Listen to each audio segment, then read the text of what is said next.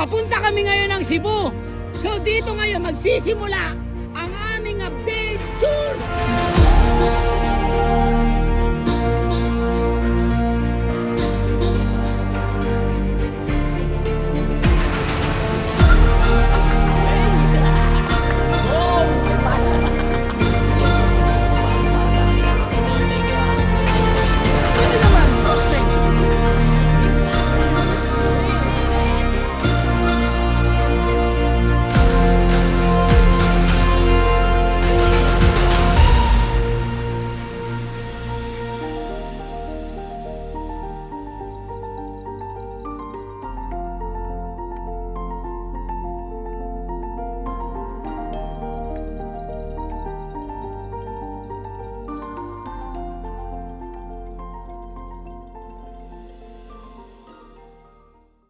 Aming Diyos na sasambahin at dadakilain sa pangalan ni Jesus. In Jesus' name we pray.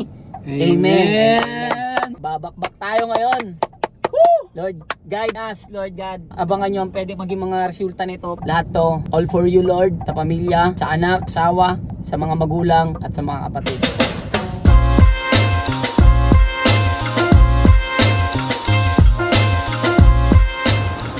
Sabi kanina hapon.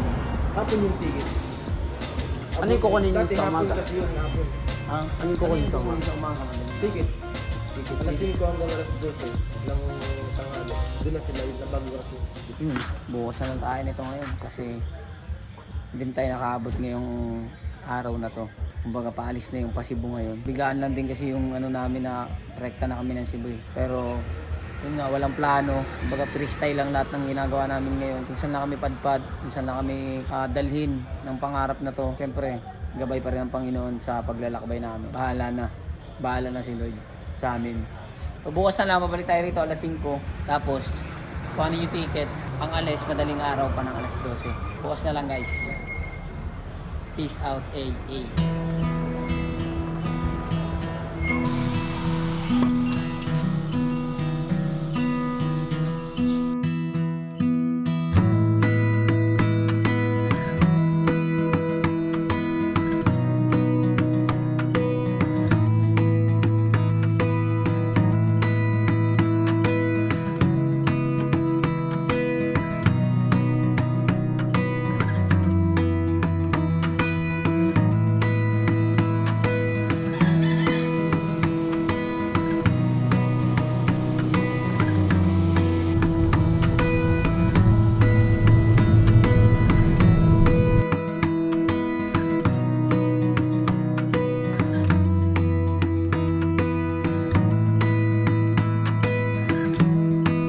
Grabe ang ticket ba? Ang dami. Dalawa lang kami niyan ha. Ako tsaka kapatid ko. Pero yung ticket pang 10 tao. Ang dami. Ito, final na to, boss. Yan. Okay na to, sir. Okay na, approve na ako. Yes! Tara na. Salamat, sir. God bless.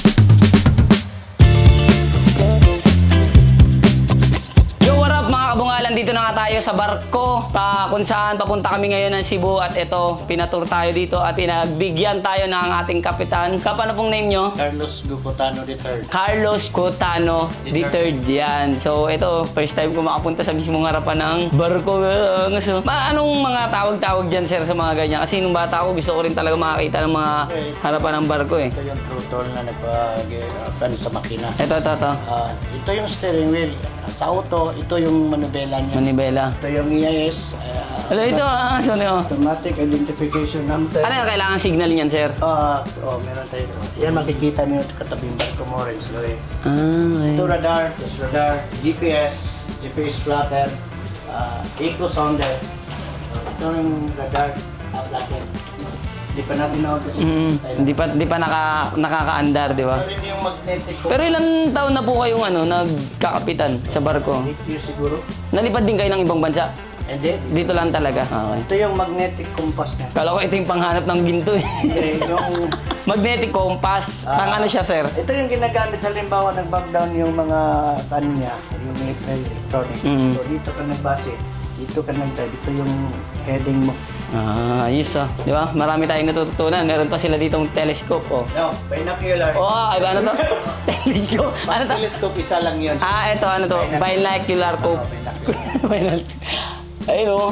Ay, guys, kitang-kita mo dito yung mga buhaya sa gobyerno. Pero ang linaw oh.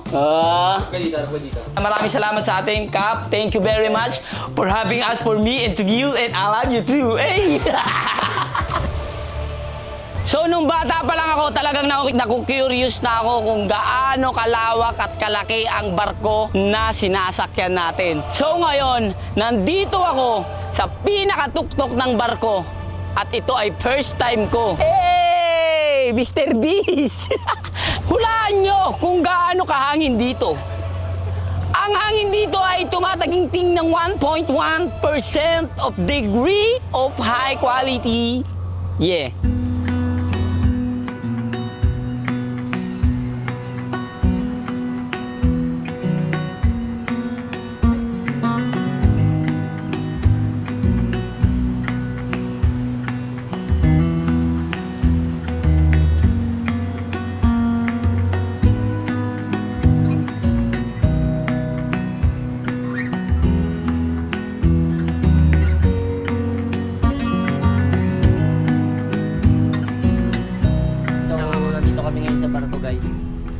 Kanina nagugutom na ako.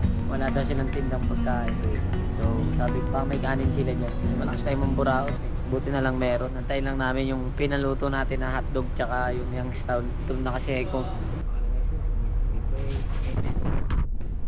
Kain na tayo guys. Crystal kasi lahat eh. Walang dala lahat eh. Wala kaming dala. Dala lang namin damit. Wala kaming plano na. Sa nabutin. Parang yung ginawa natin dati, yung mga nung bata ka pa. Balik to pa. Yung nasa pa lang tayo na. Diyan na natin sa mga bar. Tapos hindi na, sabi ko may guesting tayo yung pala wala pa kasi kakausapin ko pala. Galing ako. Galing ako school. Pasok ako alas 12. Hindi ako gabi. So higo ito that papabihisin agad ako. Hindi pa ako nakakakain. Bilisan mo. Bis ka na. May guesting tayo sa lakas ma. Hindi ako, kahit ako kasi babaon yun eh. Mayo, punta kami ng club, ng bar. Wala pala kaming guesting, di pa pala kami ang tawag doon, di pa pala kami nabubuk, ang tawag doon, freestyle. Hindi pala, pero sabi niya sasayaw kami, so akala ko may guesting. Positive lang. Huwag punta to. Huwag pasama pa siya sa akin. Bakit? Sabaw ko. Bakit? Kausapin natin manager. Kausapin natin manager, bakit? Wala pa tayo na dito. Ako niya ako, di naman ako sanituin yung gano'n eh. True. Magdamda ako nga sa loob ng nagpanggap ng pipi.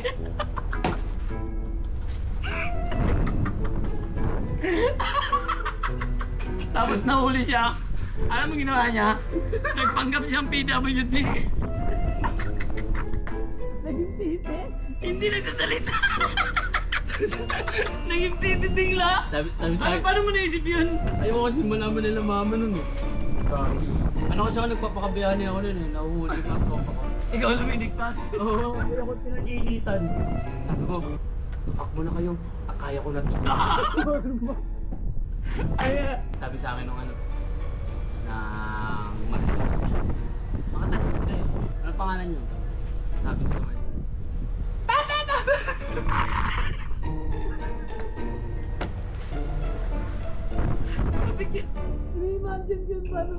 Sa wakas, yung na-delay kahapon natuloy na ngayon. Kaya pala na-delay kahapon kasi pangit yung panahon. Ngayon tinuloy ni God para sa amin. So, 9 hours tayo ngayon dito. Mag-i-stay, medyo matagal. Maraming struggle. Pero walang makakapigil sa atin sa pag-abot ng ating mga pangarap. At excited na akong puntahan ang Cebu. Kaya sabay-sabay nating alamin kung ano bang meron sa Cebu.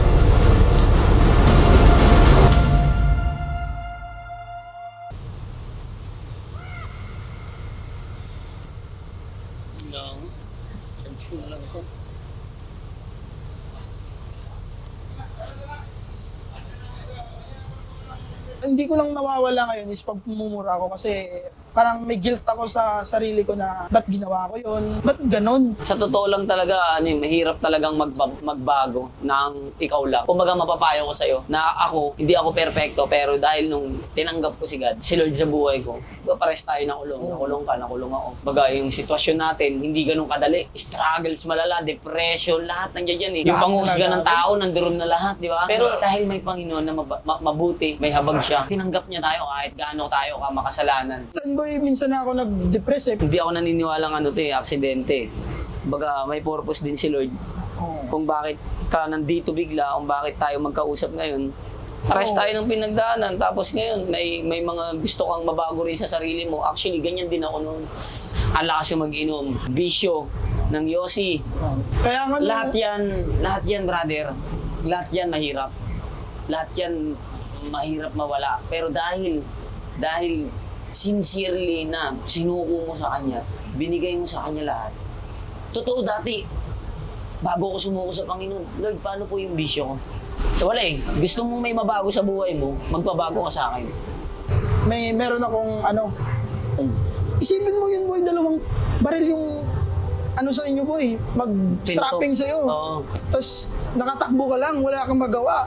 Isa lang yung pumapasok dun sa isip ko, Lord, buhayin mo lang ako, Lord, babaguhin ko ba, Lord?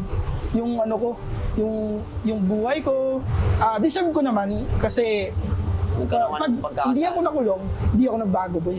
Dahil nga baga turo din talaga siya, mag-aaral. Kaya naranasan mo yun. Kaya naranasan natin yun. Kasi hindi rin nangyari sa akin yun. Hindi ako baka hindi naputok yung ulo ko, malaki yung ulo ko eh. Himabang kasi ako eh, kasi sikat ako, kilala ako, pera dito, man. Eh nung nakulong ako, ubus lahat sa akin, simut lahat sa akin. Back to zero. Back to zero. Eh di ngayon, yung mga bagay na hindi mo na-appreciate noon, na-appreciate mo na siya ngayon. Libre tayo. Ito nga pala si Brother Justin. Hindi kami magkakilala, nagkita lang kami rito sa barko. And ibigay mo na sa kanya lahat para mas gumaan. Solid yung presensya ng Panginoon sa buhay mo. Diba? Kasi iba pa rin talaga pag may Panginoon ka.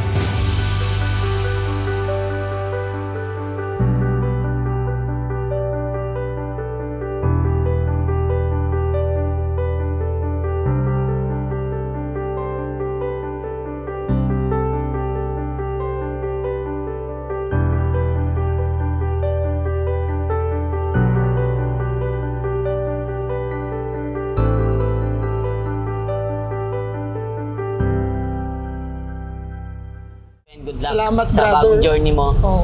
Tatanungin muna kita. Kasi hindi namin alam yung kung saan kami freestyle lang to eh. Ano magandang sunod na puntahan sa Cebu? So, pwede kayong pumunta ng Cebu City. Pagtapos nyo na lahat dito, kasi marami yan eh. Pumunta ka ng Cebu City, marami dyang tourist attraction, papunta ka ng Moalboal, papunta ka ng mga falls. Kung mahilig ka sa falls, pwede kang pumunta dyan. Lahat ng Moalboal, Oslo. Let's say na natapos mo na yung buong Cebu. Pupunta ka dito ng Dumaguete. Dumaguete. Kasi pagpunta mo ng Dumaguete, pwede kang pumunta ng Siquijor dyan. Explore mo ng Siquijor, pumunta ka naman ng Bacolod. Pagpunta mo ng Bacolod, pumunta ka na ng Iloilo. Kasi ang mga Ilonggo is maganda silang magluto. To yung Ito na pare, tanong natin, kasya ba ang budget? Yun lang. Yun lang. Natin gusto Your wishes puntahan. come true.